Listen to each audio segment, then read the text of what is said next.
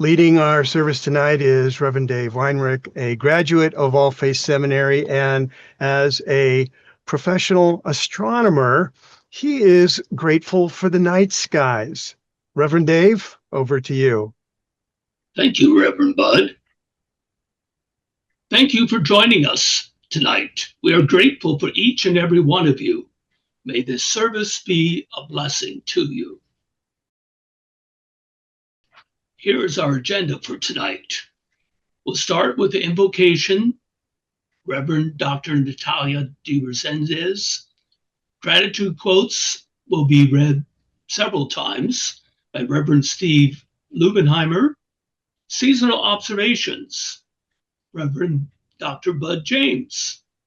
Then we'll have a song, Reverend Dr. Natalia DeRezendes, Thank You for This Day.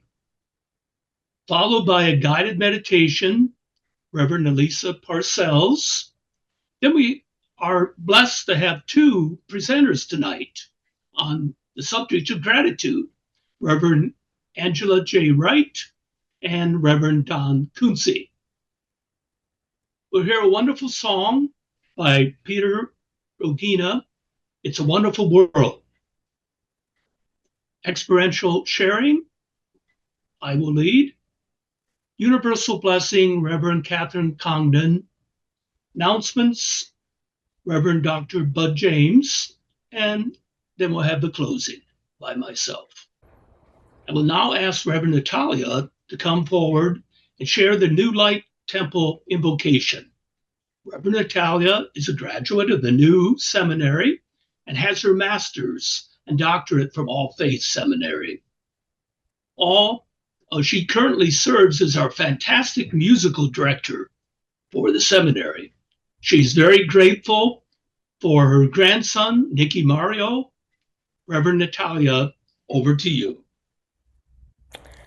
Thank you, Rev Dave. Invocation. New Light Temple was founded by Rabbi Joseph Gelberman as a haven where people of all beliefs and backgrounds could joyously come together to share their bountiful and varied gifts of spirit. New Light Temple is the ordaining body for All Faiths Seminary International. Our purpose is to provide a sacred space for people of all faiths and ages to celebrate diverse religious and spiritual traditions. We gather for connection, inspiration, solace, and healing while fostering understanding, peace, love, and unity. In the words of Gandhi, I offer you peace. I offer you love. I offer you friendship. I see your beauty. I hear your need. I feel your feelings. My wisdom flows from the highest source. I salute this source in you. Let us work together for unity and peace. And in the words of our Rabbi Joseph Gelberman, our motto, never instead of, always in addition to. Thank you, Reverend Natalia. Reverend Steve will read the first of our gratitude quotes. He is a graduate at All Faiths Seminary and is currently working on his doctorate after completing his master's. He serves as a mentor for the ministerial program. He is grateful for the blessings of God's love in all of our experiences. Over to you, Reverend Steve. Thank you, Reverend Dave. We thank the Great Spirit for the gift of life and for all the living things who share this world with us. Lakota prayer. Thank you, Reverend Steve. Now, Reverend Bud will share this quarter's seasonal observations. He is a graduate of All Faiths Seminary. Reverend Bud is one of the directors of the seminary's program, The Seeker's Compass, exploring mysticism through modern perspectives. Bud is most grateful for the joy and happiness that he finds in the simple, everyday experiences of life. Reverend Bud, over to you. Thanks, Reverend Dave. I appreciate that. So here are the major observations that various wisdom traditions and groups are observing. And this is in the quarter, so it's from July to September. The 5th and 6th of July was Ashura, which is an important day of remembrance and a day of fasting for our Muslim friends. The 13th through the 15th was Ulambana or Obon, and Ulambana is a Sanskrit term that means hanging upside down and suffering. And this is a very Buddhist perspective, and they honor the spirits of our past ancestors and strive to relieve aching souls from suffering. And it lasts about half of the month of August. Now, the Japanese Buddhists use the term Obon to observe the same holiday, and it's observed for 3 very intense days and varies from region to region. The 1st of August is a Wiccan pagan harvest festival, and it celebrates the first fruits of the season. The 2nd to the 3rd of August is Tisha B'Av, which is the recognition of the destruction of the first and second temples in Jerusalem. And that occurred about 586 BCE, and also the second in 70 CE. The 8th of August, Raksha Bandhan, also called Rakhi, is a Hindu festival that celebrates the protective relationship between brothers and their sisters. 15th of August is Krishna Janmashtami, or Jayanti, for those of us who can't pronounce long words. That's a Hindu celebration of Krishna's birthday, and it's also Vishnu's 8th incarnation on earth.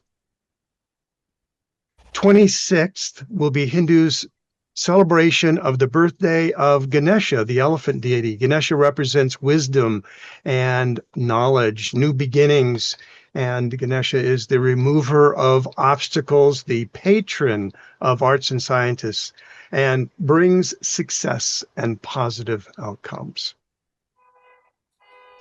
Of course, we can't not observe the 1st, which was Labor Day in the U.S., and that'll be celebrated with barbecues and many outdoor events, celebrating the hard work that people put in all year around. The 5th of September will be when Muslims remember the birth of the Prophet Muhammad, and people celebrate his birthday with prayers, kindness, and time with the family.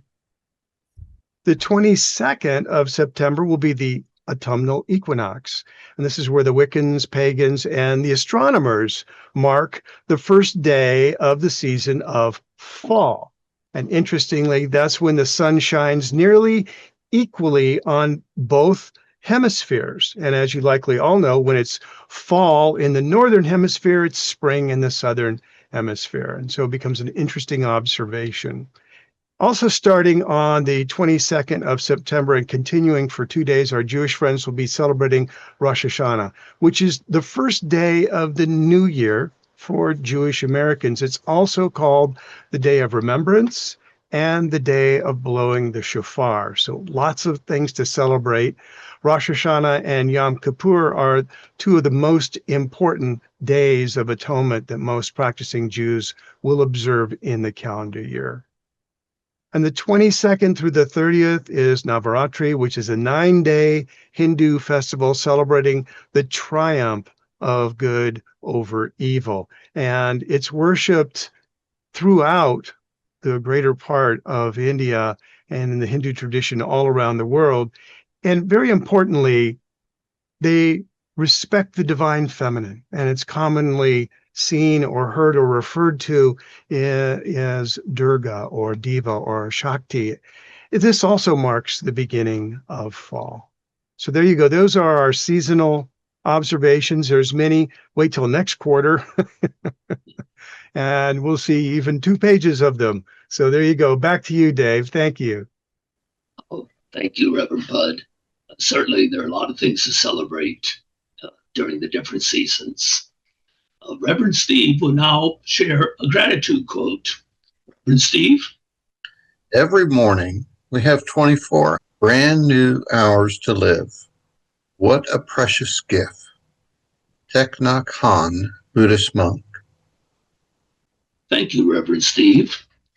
Next up, Reverend Natalia will share a song on gratitude. Thank you for this day. Reverend Natalia, take it away. Thank you, Rev Dave. The first song that came to my mind that needed to be shared with regard to saying thank you was one of Karen Drucker's songs.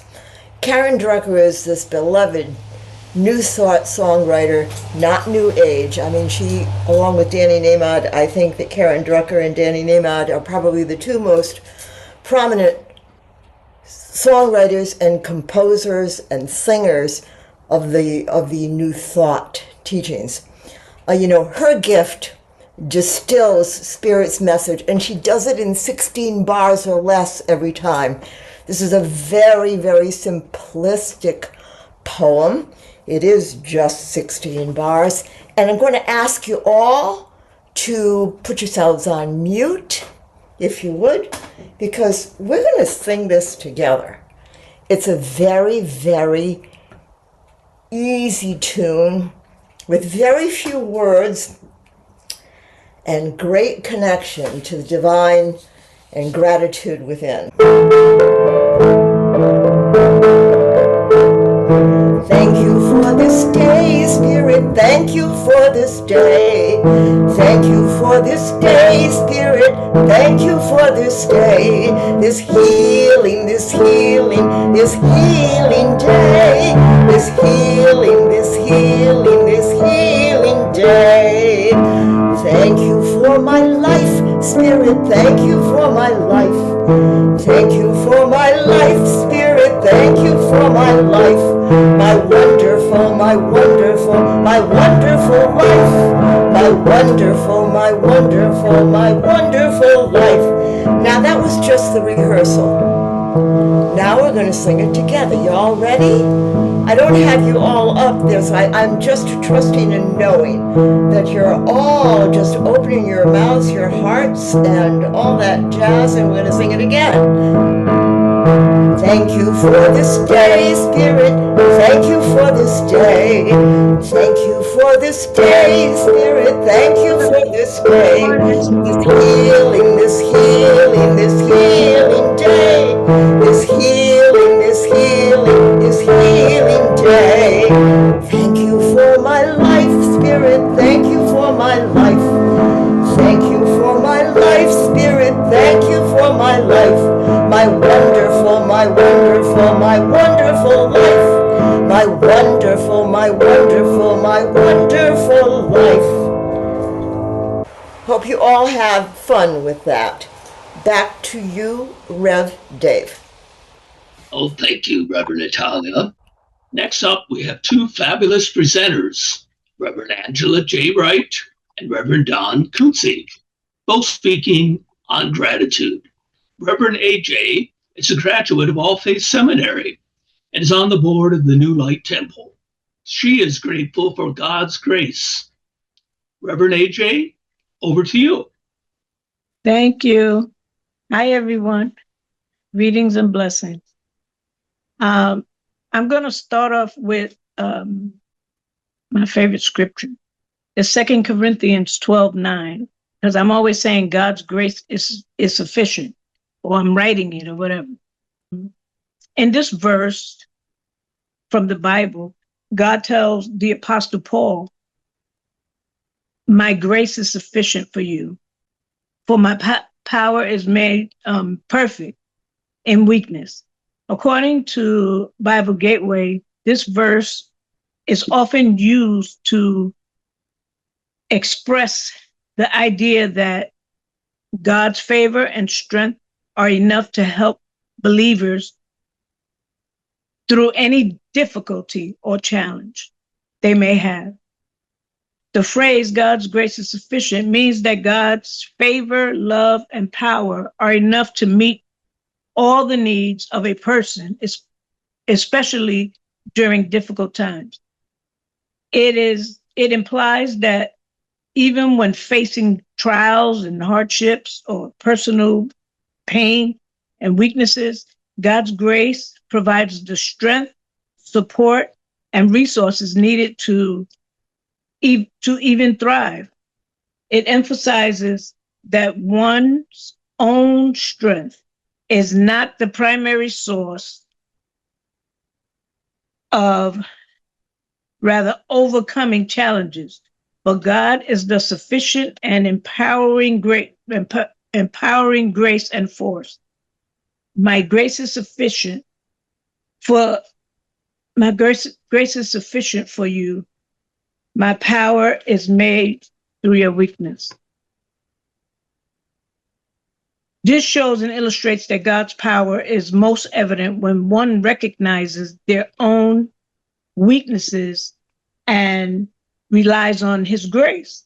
This concept of God's grace being sufficient can bring hope and contentment even amid difficulties. It assures believers that they cannot do it alone, that it's God's power that gets them through.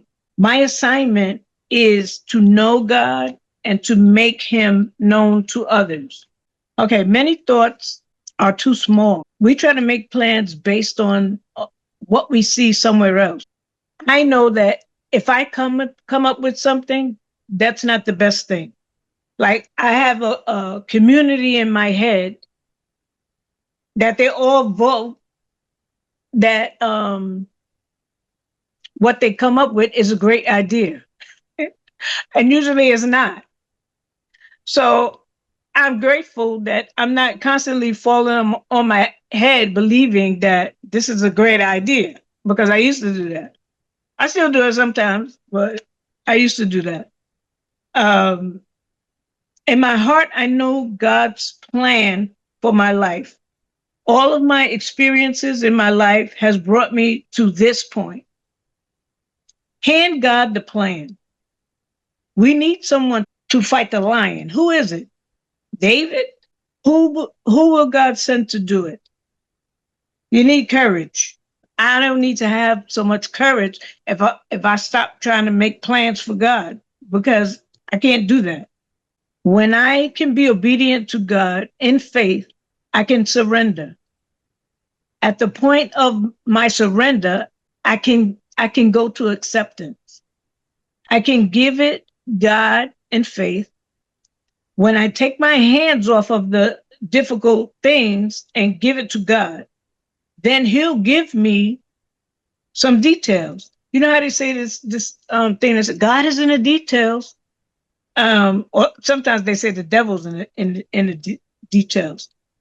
But when I take my hands off the difficult things and give it to God, then he'll give me some details. It is the Lord's. He giveth and taketh away. 1 Chronicles 28:4, God chose me. God chose us. God's given me everything. I'm so grateful for that.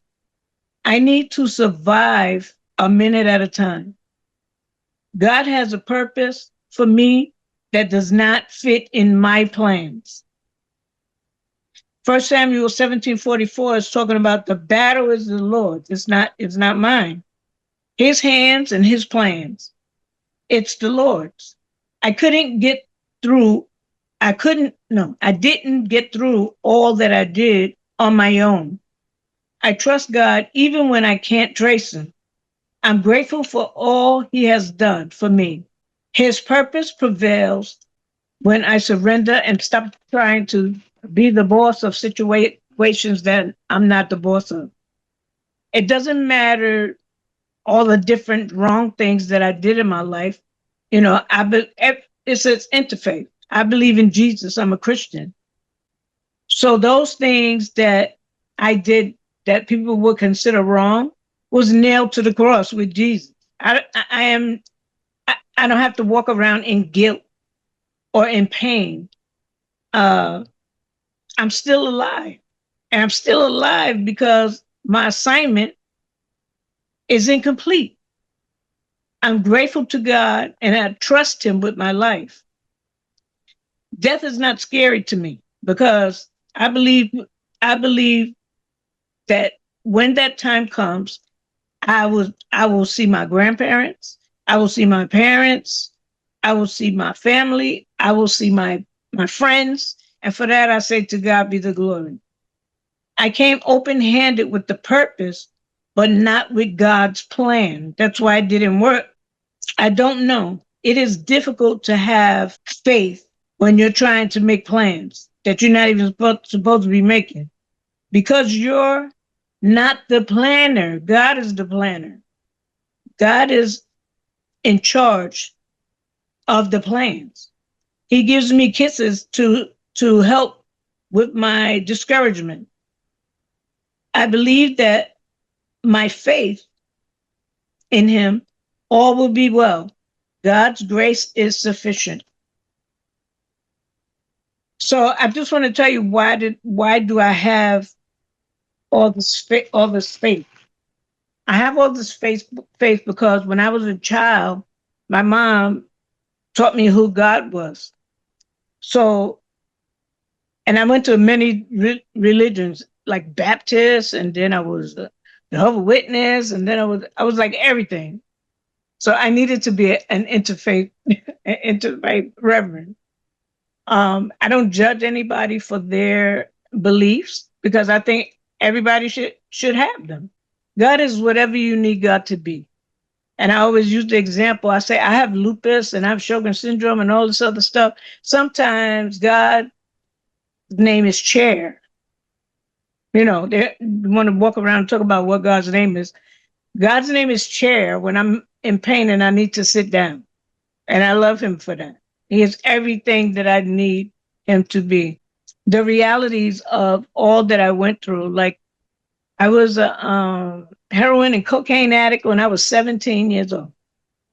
Good Lord, every day. And then when I was 22, I'm 64. When I was 22, I was in a domestic violence relationship.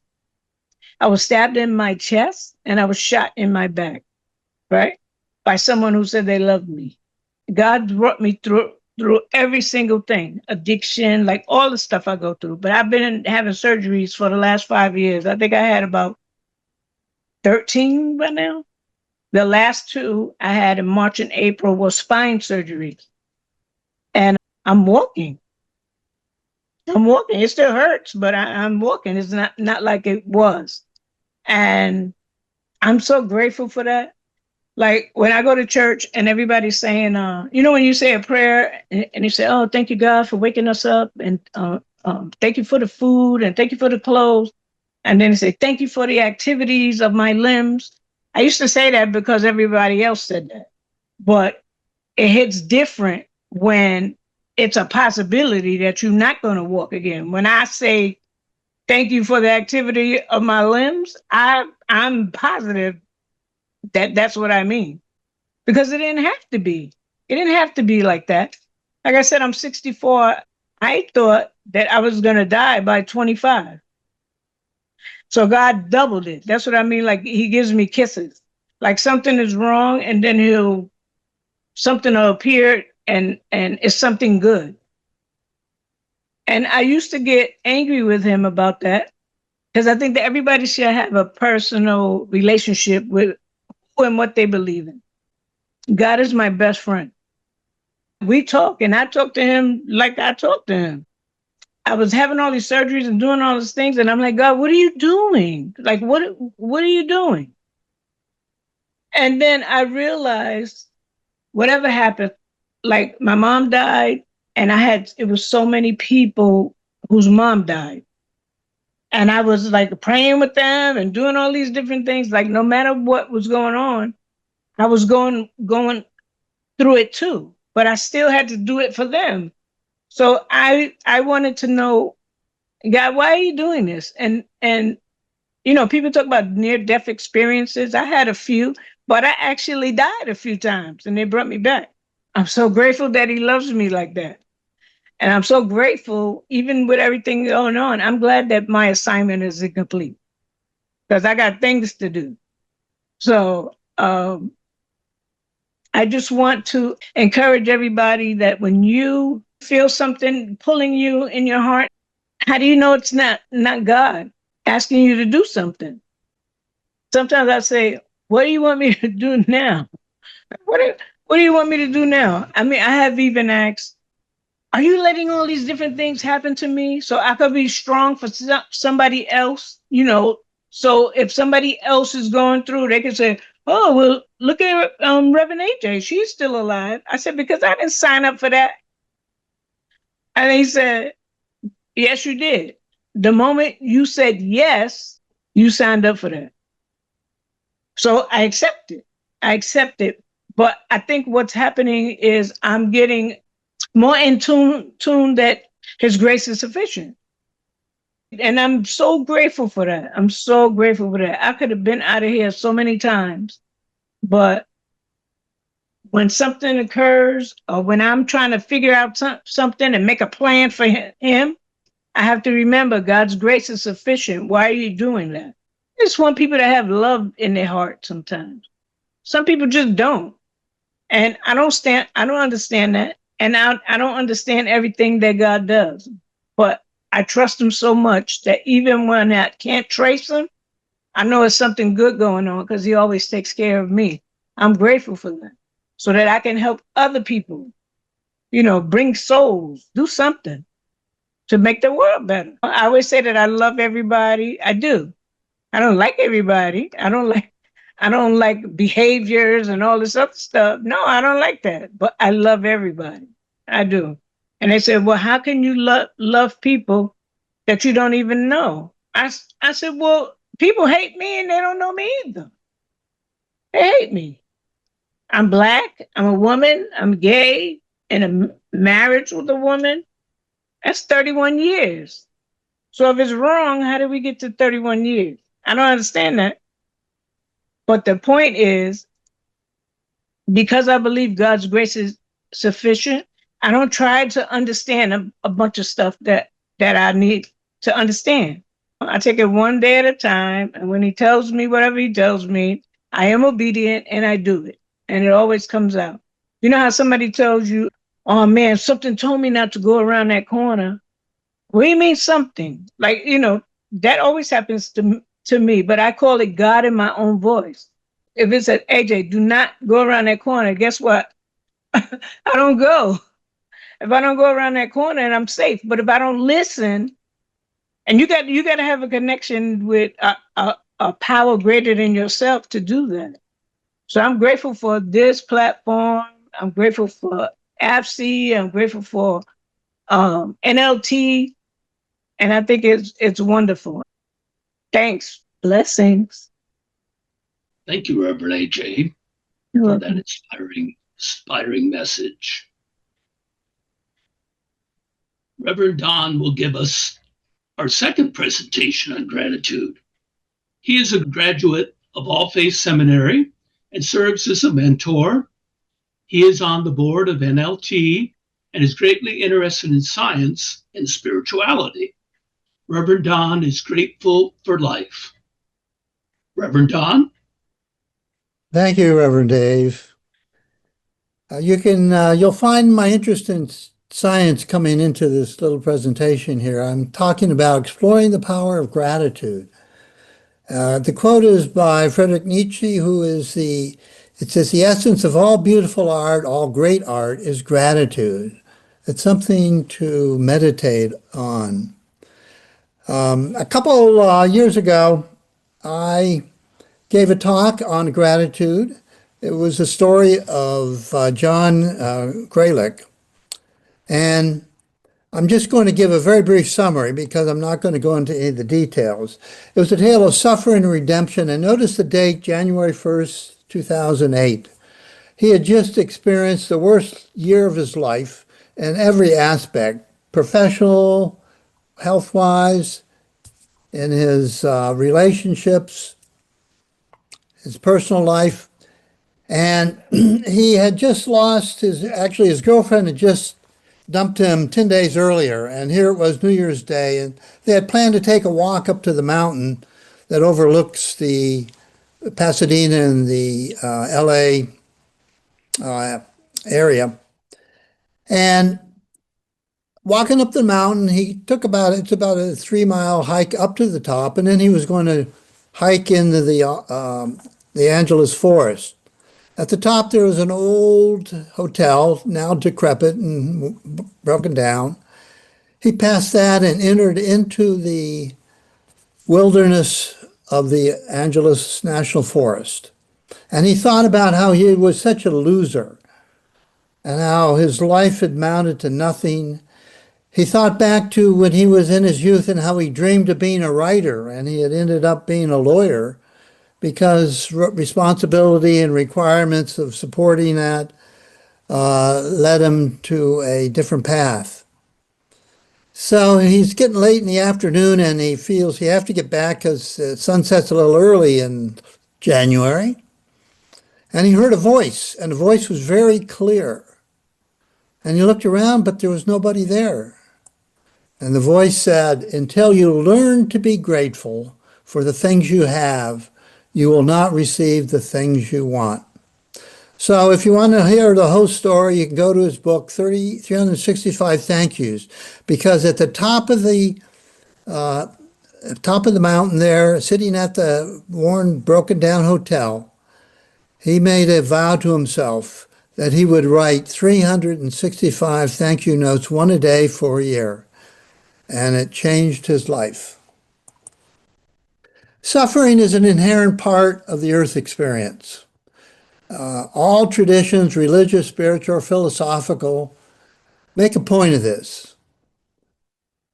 If you want to know what it feels like and how broad the idea of suffering is, all you have to do is go to YouTube and do a search for Father Ray Kelly's audition on British Got Talent, in which he sings the song Everybody Hurts. When he finished the song, in the whole theater of over a couple thousand people, it was total silence. And it took Simon Cowell to break it by standing up, looking at the audience, and start to clap. It was an emotional experience just watching it, but you can see that the idea of suffering is really very, very universal. So how does gratitude help in relieving suffering? I actually went to AI and said, okay, can you give me a name of a person, a known person whose life has experienced gratitude under the most extreme suffering situation? And what did they come up with?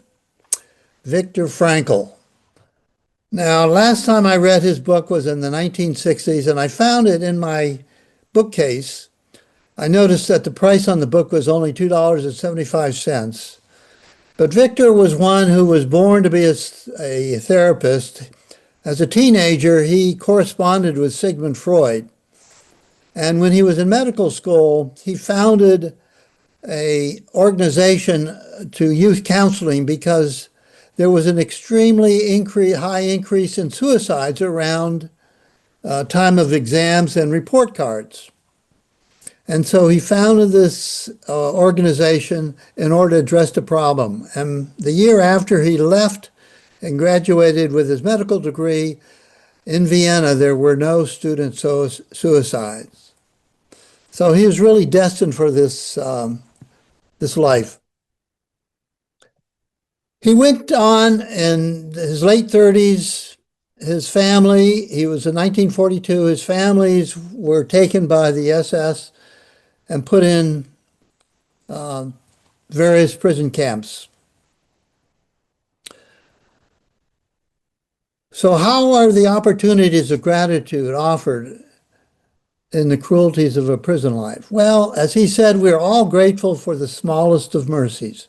He coined the term negative happiness, which was expecting the worst that didn't happen. An example was when a group of prisoners was going to be transferred to another prison camp and they were herded into their cattle cars. And as they were going there, they were all expecting that they were heading for cremation.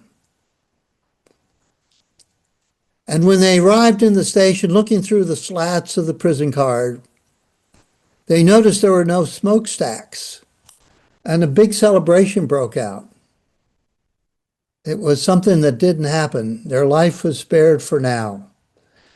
He spoke about the gratefulness of being able to delouse before going to bed, or the humor that brought relief as a distraction of the mind to what they were experiencing. When it was time for meals and you'd walk through the line, all they had was a bowl, a big pot of soup, basically water. And on occasions when he would go through, the server, who was also a prisoner, would reach down to the bottom of this big pot where the peas were and give him an extra helping.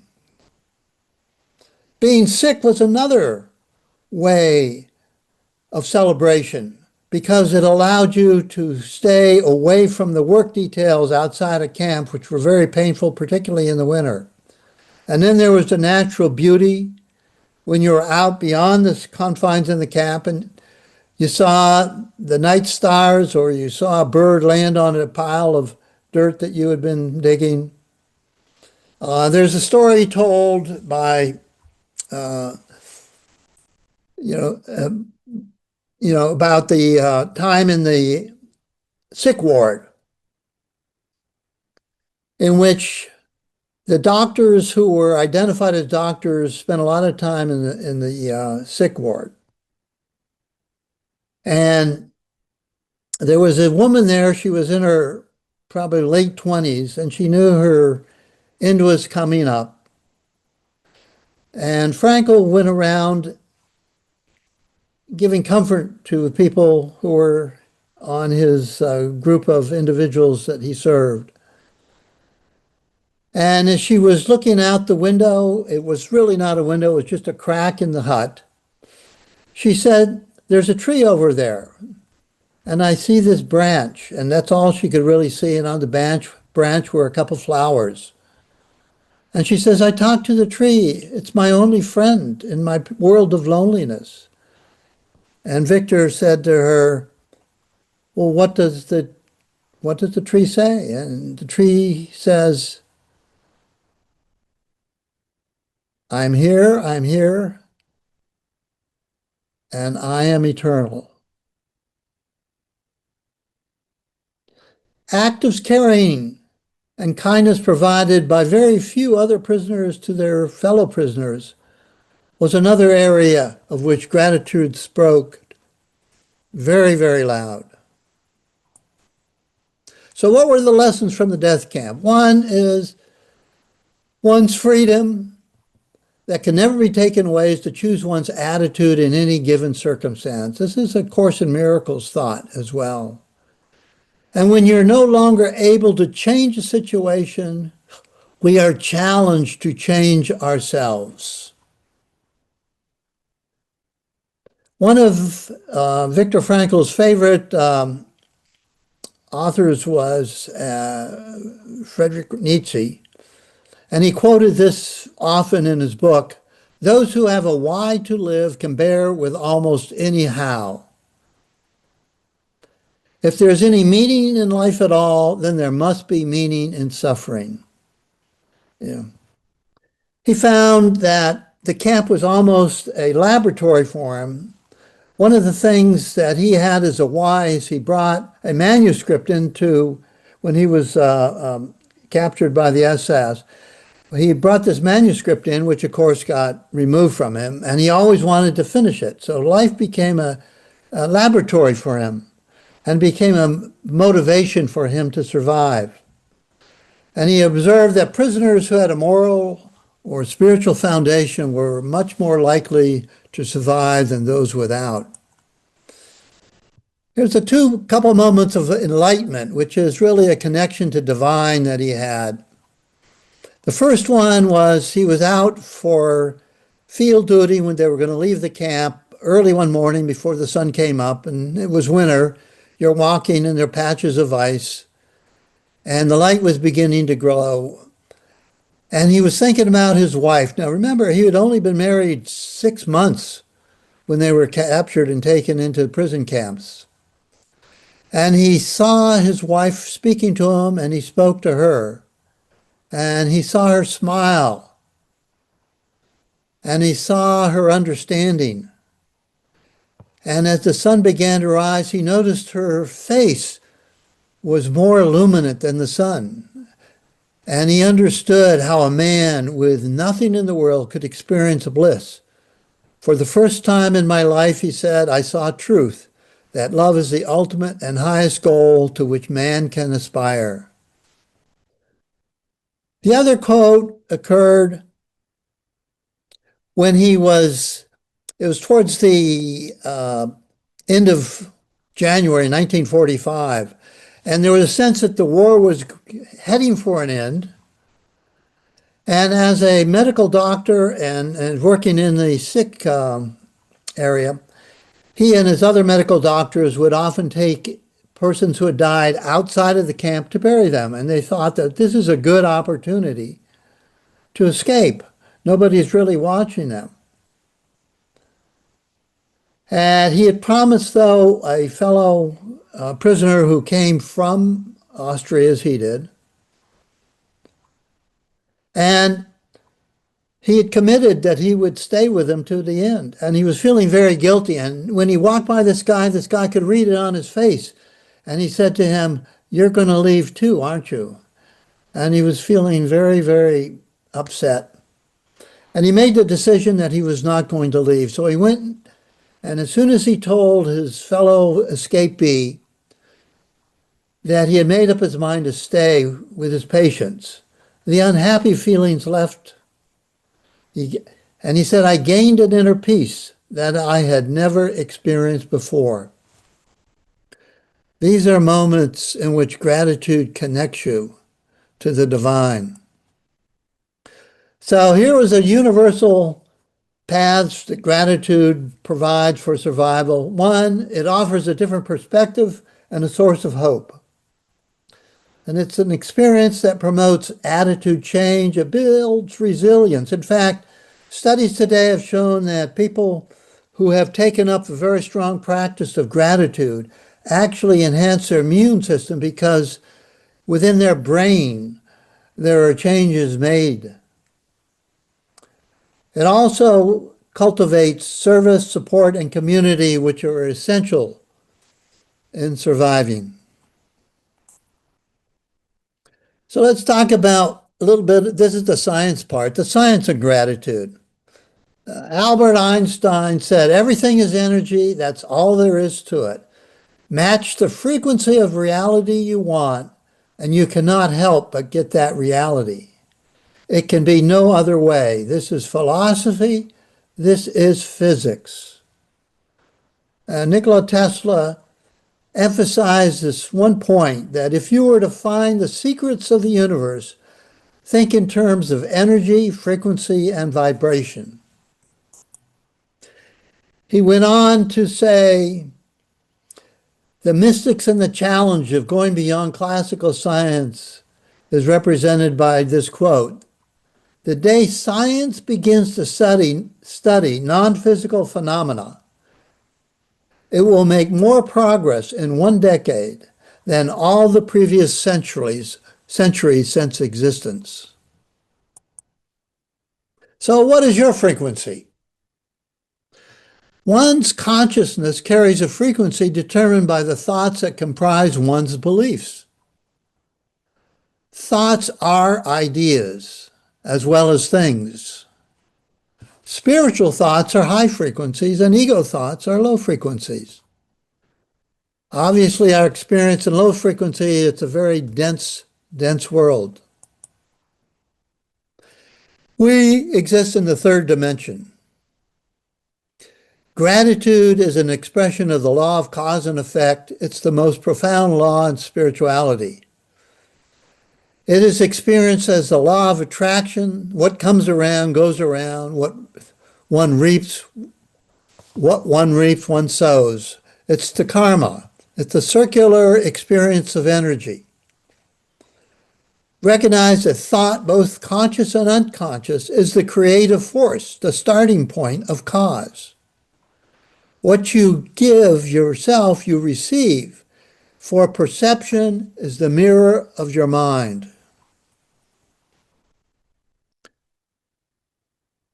So these are some thoughts that Archangel Gabriel has talked about in his books on healing. That vibration frequency of genuine thankfulness is very powerful and totally magnetic, and that's why it draws back.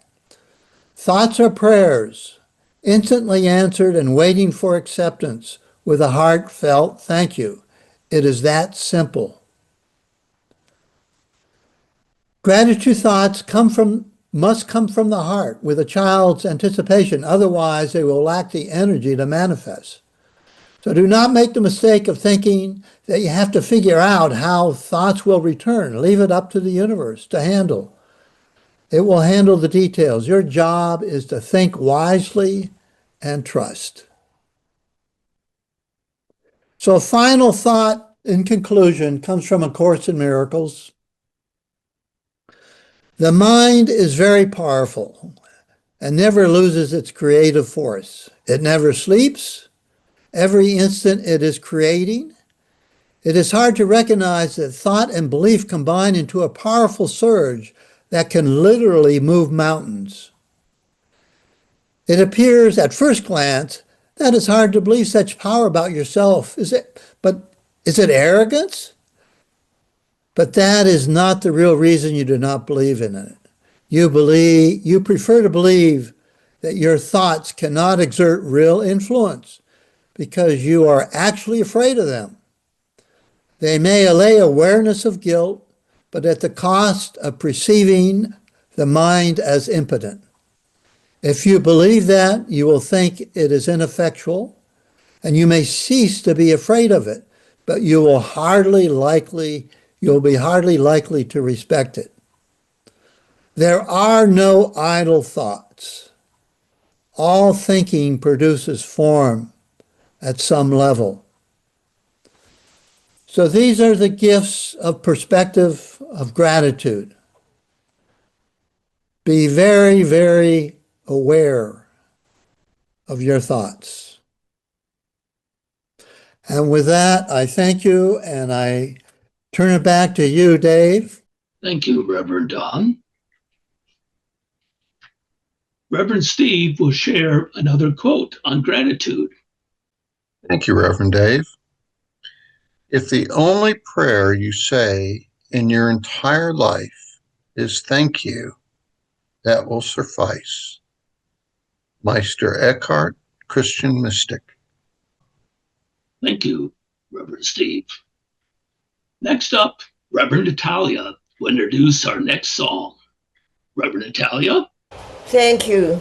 Thank you, Rev Dave. It's a delightful pleasure to introduce Pete to Rogina this evening. He has recorded for us this beautiful song, What a Wonderful World. Reverend, I call him Reverend Pete. Reverend Pete Rogina is the makings of an interfaith minister. And he just eats, lives, and breathes expression of music, expressing peace through the songs that he chooses to play in the keys that he chooses to play. He does What a Wonderful World, this song written and composed by Bob Tila and George David Weiss. He does it in the key of F, synchronistic with the heart chakra. So we're going to play this song that he recorded. Namaste, everybody. It's great to be back for the New Light Temple August ceremony this month's theme being gratitude. And Reverend Natalia gave me a call and asked me to play this song, What a Wonderful World, for the service this month. And, when I think about gratitude, it's more than just a feeling. It's a way of seeing the world. It's a way of experiencing that crosses cultures, crosses traditions, and really is a common human experience if we allow it to be. And What a Wonderful World is a really good choice for a song for this because it reminds us to slow down and cherish the things in our lives, like the color of the sky, or the kindness of strangers, or life itself. And coming together as an interfaith community in gratitude really opens up the opportunity to see each other in a new way and see the light inside of each other. And really, that's what Namaste means, that the light inside of me sees, honors, recognizes the light inside of you. So one final thing is What a Wonderful World is in the key of F, which is opens the heart chakra. And gratitude, in my perspective, kind of comes more from the heart than anything else. So here we go with What a Wonderful World.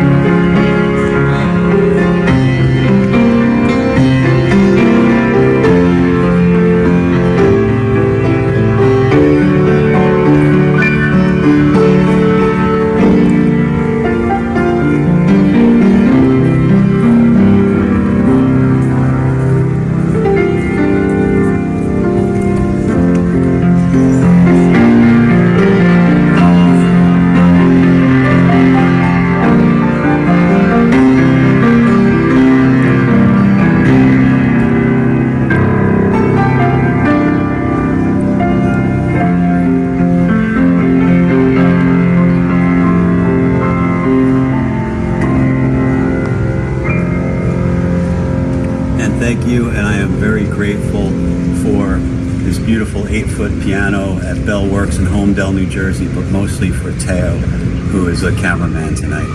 Namaste, everybody. Well, that was just fabulous, Rev Pete. Thank you very, very much. Thank you, Reverend Natalia. Yep. And I'm very grateful to Pete for recording that wonderful, wonderful, fabulous song, and to Reverend Natalia for putting this all together. Now, Reverend Alisa Parcells will lead us in a guided meditation. Reverend Alisa is a graduate of All Faiths Seminary and a mentor for the ministerial program. As a professional educator and perennial student, she is grateful for all the opportunities she has had in her life to learn and grow. Please sit back and enjoy. Over to you, Reverend Alisa. Thank you, Reverend Dave. Hello, my beautiful, bright, and shining stars. Yes, gratitude.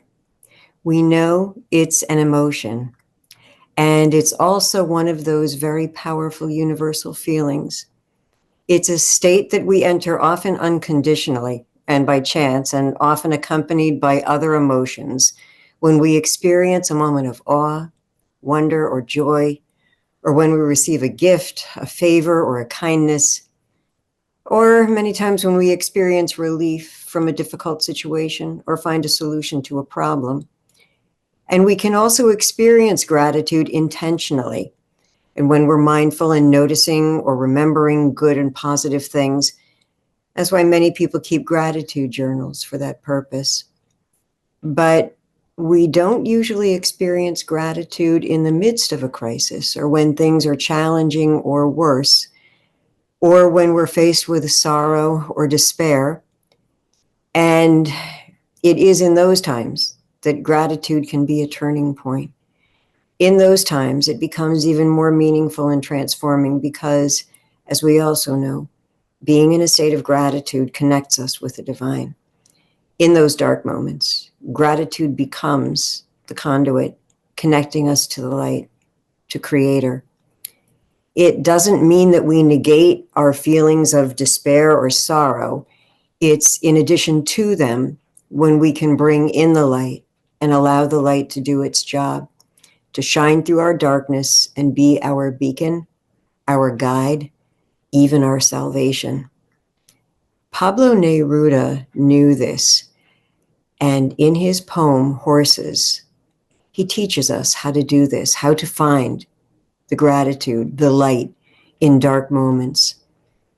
He wrote Horses one bleak winter day in post-war Berlin sometime in the early 50s. So I invite you to now just sit comfortably and come into this moment so you can come into this poem with me. Horses. From the window, I saw the horses. I was in Berlin in winter. The light had no light. The sky had no heaven. The air was white, like wet bread. And from my window, a vacant arena bitten by the teeth of winter. Suddenly, driven out by a man, 10 horses surged through the mist. Like waves of fire, they flared forward, and to my eyes filled the whole world, empty till then.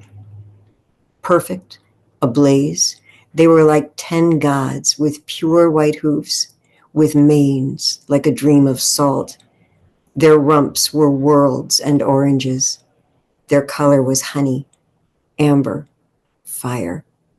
Their necks were towers cut from the stone of pride, and behind their transparent eyes, energy raged like a prisoner. There, in silence, at midday, in that dirty, disordered winter, those intense horses were the blood, the rhythm, the inciting treasure of life.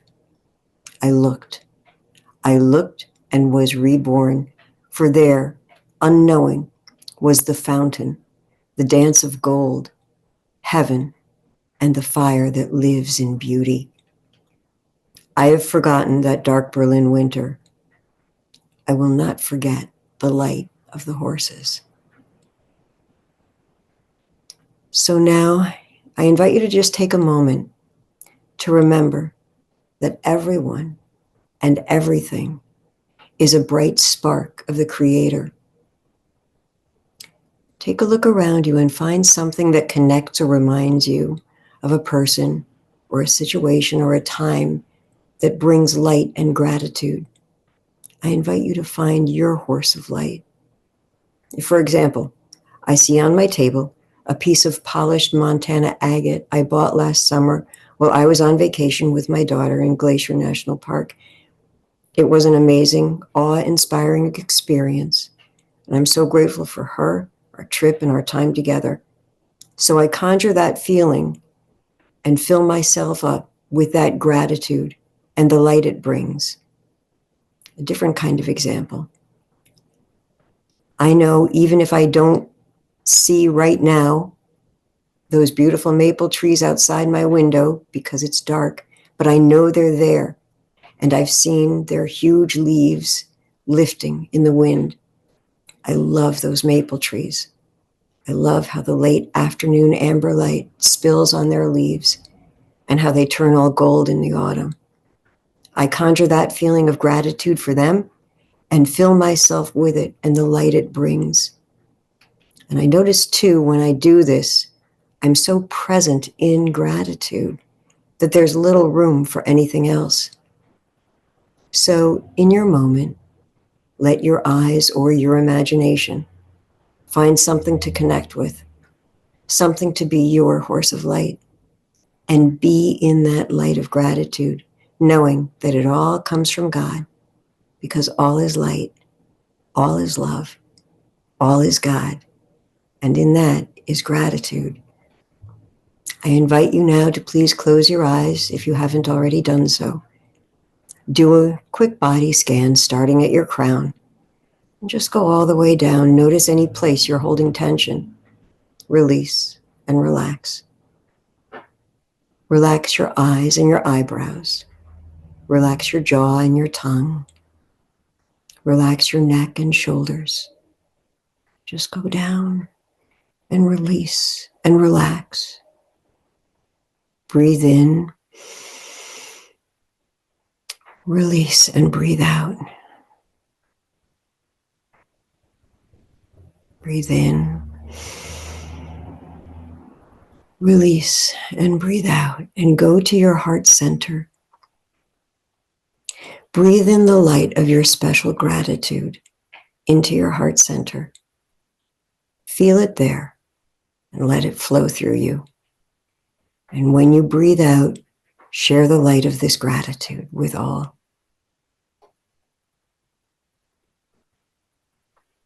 Breathe the love of your special gratitude into your heart center. Feel it there and let it flow through you. When you breathe out, share the love of this gratitude with all.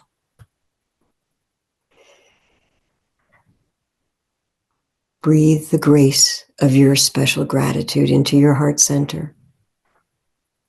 Feel it there and let it flow through you. And when you breathe out, share the grace of this gratitude with all.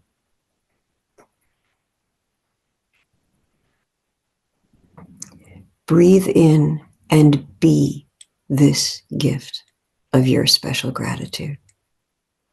Feel it radiating from your heart center through your whole being.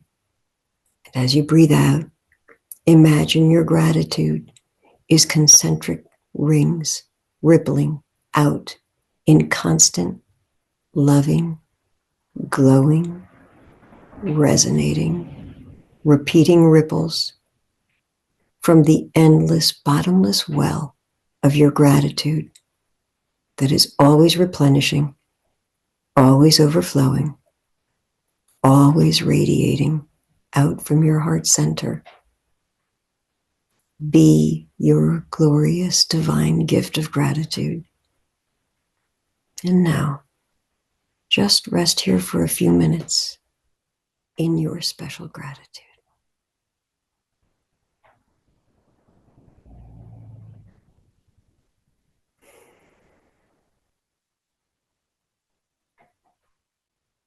And when you feel ready, come back into this moment. Breathe in and breathe out. Feel the benediction. And slowly open your eyes.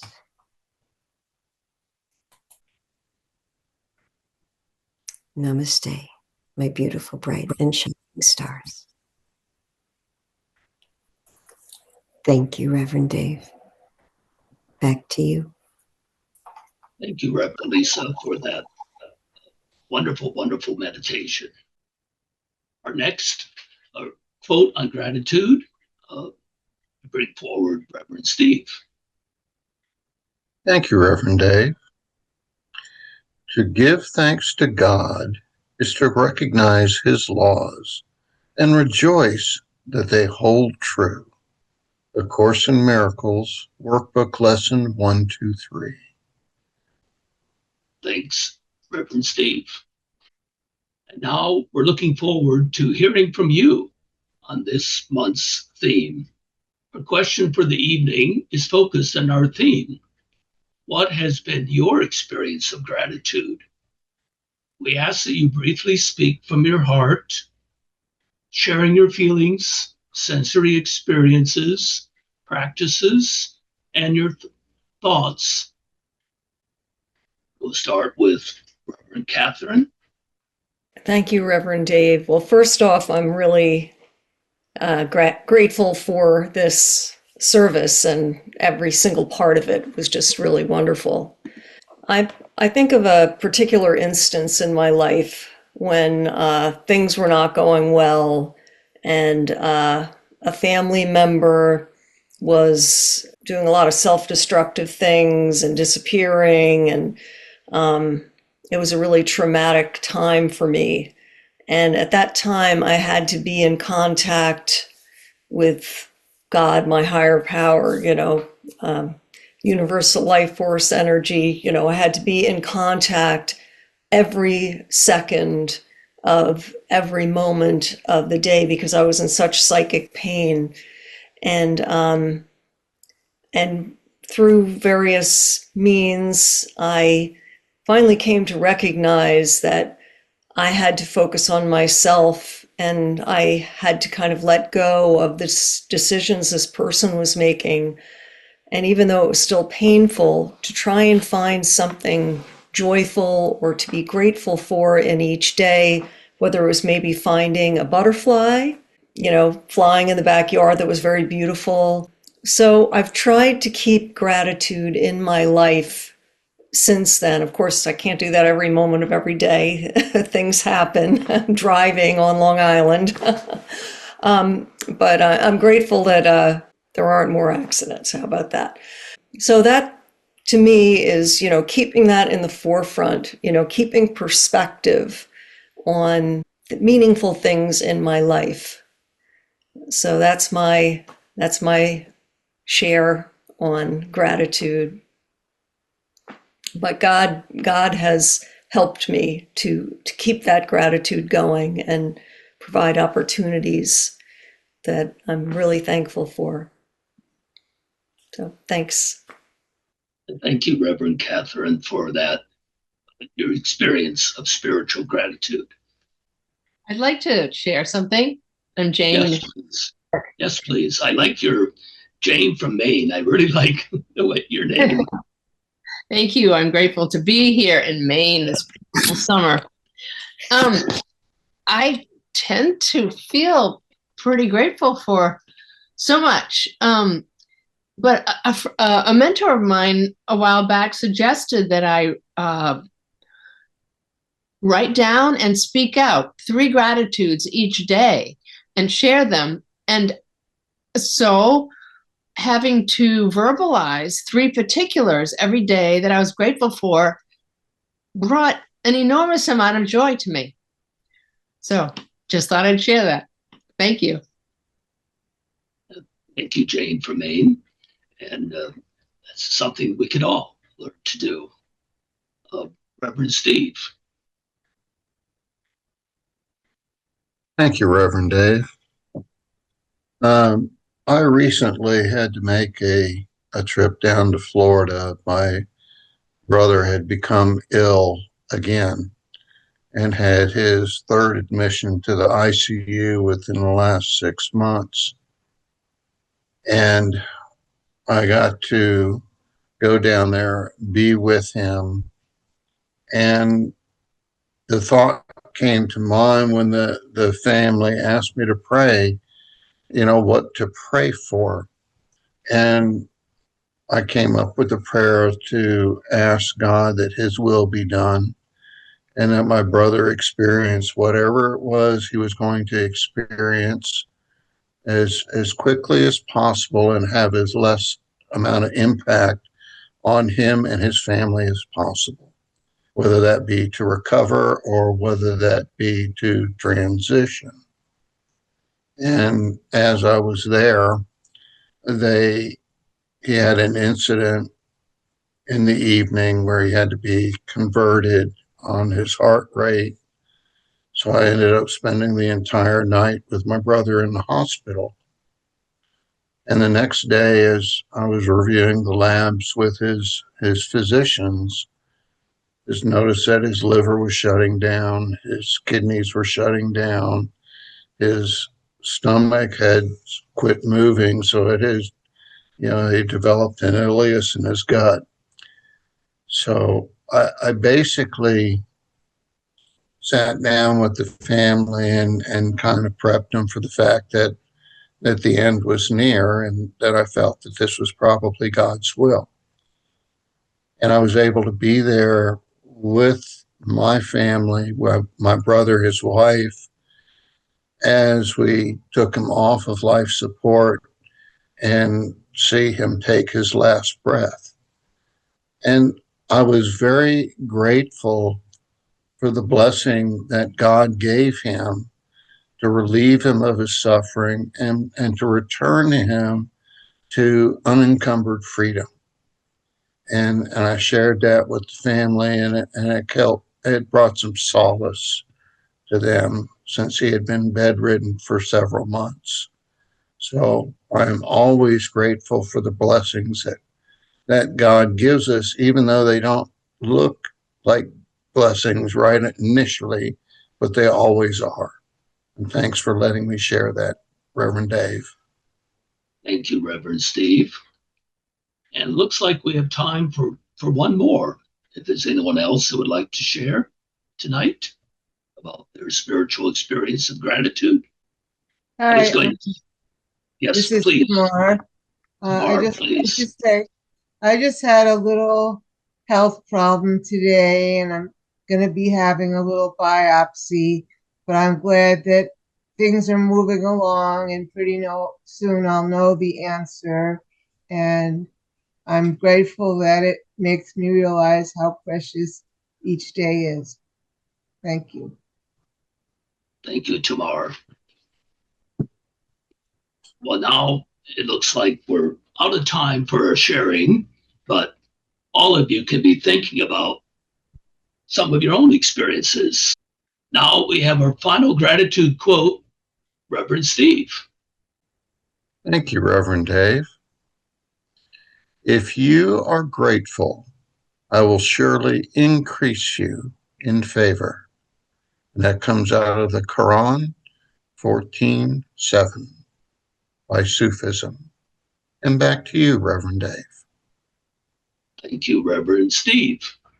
I will now ask Reverend Katherine Congdon to come forward and share the New Light Temple Universal Blessing. She is a graduate of AFSI and on the staff of NLT. She's a singer and songwriter, often gracing our services with her compositions. Reverend Katherine is grateful for this beautiful world, all who inhabit it, and the sacred love that connects us all. Katherine? Thank you. Thank you, Reverend Dave. Our universal blessing. The divine bestows these blessings on us all: miraculous love and providence, comfort, hope, and healing, understanding hearts, resistance to temptation, freedom from egoism, equal vision, faith, devotion, and wisdom, spiritual progress and inner strength, virtuous hearts, compassion for the less fortunate, love for all. May these blessings of the divine rest upon us. May all beings be well. May all beings be happy. May we lift the veil and see the divine spark in all of them. Peace, shalom, salam, shanti. Thank you, Reverend Katherine. And now Reverend Bud will share the announcements for the quarter. Reverend Bud. Thank you so much. And I really appreciated all of the wonderful sharings that happened tonight and the insights that we gained. Thank you for that, everyone. That was absolutely lovely and very, very important.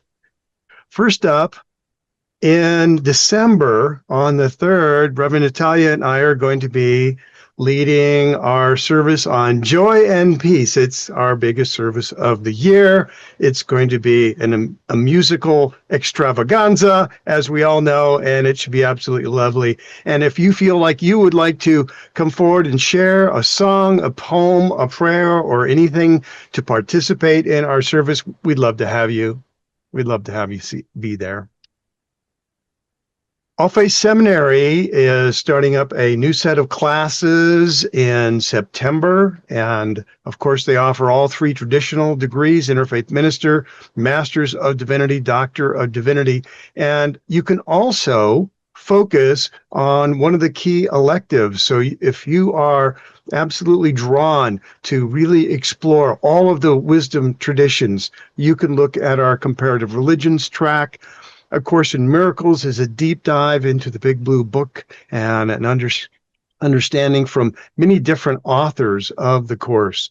Mysticism is an opportunity, and I'll talk a little bit more about that, to explore divinity in all of the different facets. And Judaic Studies is a brilliant deep dive for people that are deeply aligned with Judaism.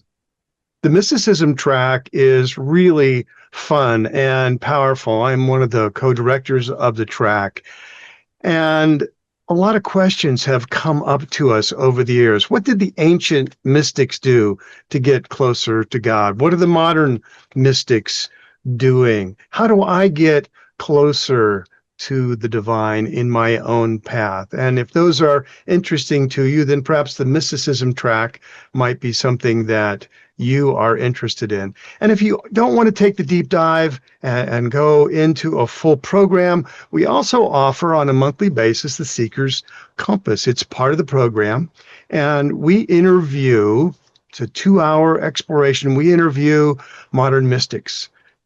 The program is included as part of the curriculum for all the students in the various tracks, as well as we offer it to the public for a low cost.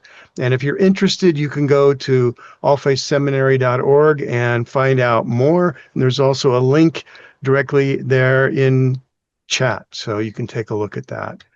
In September, our next Seeker's Compass will be with an amazing mystic, Reverend Raphaelle Tamura. She's going to be sharing her deep insights as a world-class psychic, a healer, and a teacher.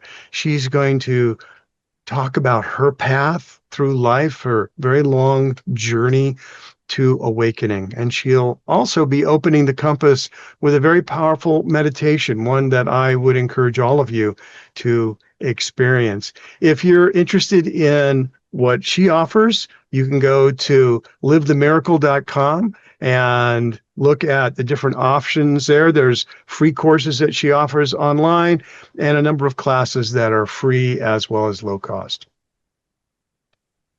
Our very own Reverend Dr. Jon Mundy offers monthly interviews with very engaging speakers, often course-centric. In September, he's going to be talking with a delightful Course in Miracles teacher, Kevin Kavanaugh. He's always interesting, always engaged, and just fun to interact with. And you can go to miraclesmagazine.org to sign up for that. He's offering a class on the Course in Miracles, And he does this, Jon does this about every 3 months. His next one starts in just a couple of weeks, Tuesday, September 9th. He offers the same class twice a week for the duration of the class. So he teaches it on Tuesday at 8 p.m. Eastern, and he teaches it again, the same class, on the Thursday of the same week at 1 p.m. Eastern. And so either class you can attend and do that for the entire duration.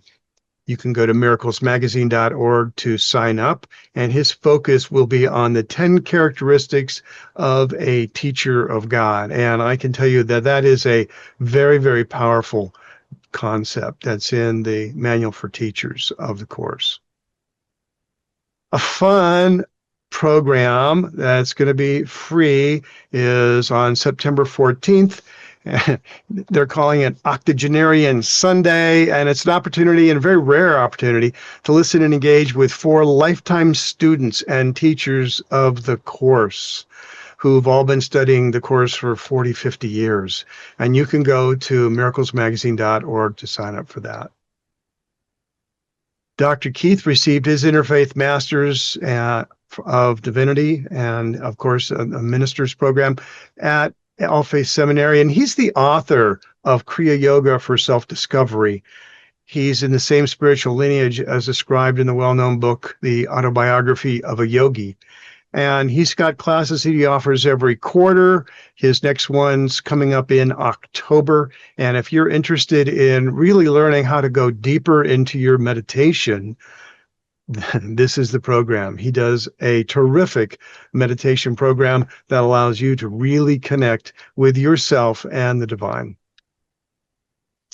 Imam Reverend ArifHuskic is another graduate of AFSI who invites you to join a healing prayer for humanity every Friday at 3 p.m. Eastern. He's offered this over 300 times, and it's a wonderful interfaith gathering that's focused on our collective healing.